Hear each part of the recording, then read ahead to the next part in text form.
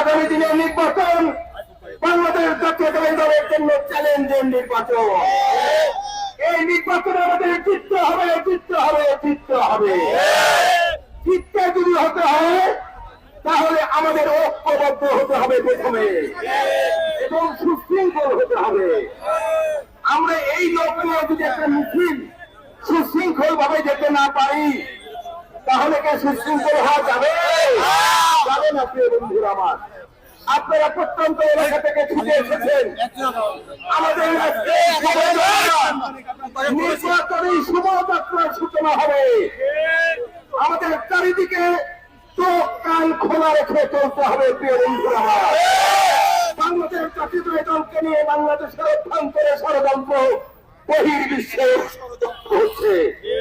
আমরা ঐক্যবদ্ধ হয়ে আগামী ত্রয়োদশ জাতীয় সংসদ নির্বাচনে ধানের শীষের প্রতীকে ভোট দিয়ে প্রিয় বন্ধুরা আমার আমাদের প্রিয় নেতা তারেক রহমানের হাতকে শক্তিশালী করতে চায়।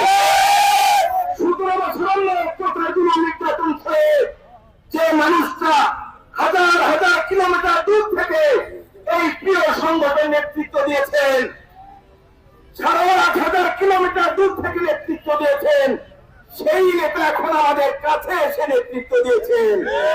আমাদের মনোবল বেড়ে গেছে।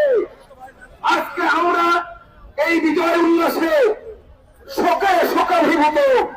আমরা মনে করেছিলাম অন্য অত্যাচার নির্যাতন ধারণ করে যে নেত্রী এই সংগঠনকে বুকে আগলে রেখেছিলেন, এই ত্রয়োদশ জাতীয় সংসদ নির্বাচনে সেই নেত্রী আমাদের পাশে থাকবে।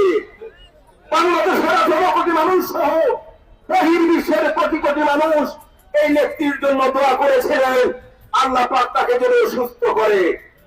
কিন্তু জন্ম হলেই হবে মৃত্যু। সেই ধারাবাহিকতা আমাদের নেত্রী আমাদের মাঝখান থেকে সারা জীবনের জন্য হারিয়ে গেছে। আমরা বাংলাদেশের 18 কোটি মানুষ শোকাভিভূত। নেত্রী হারানো শোককে শক্তিতে রূপান্তরিত করে আগামী ত্রয়োদশ জাতীয় সংসদ নির্বাচনে আমরা বৈতরণে পাড়ি দিতে চাই।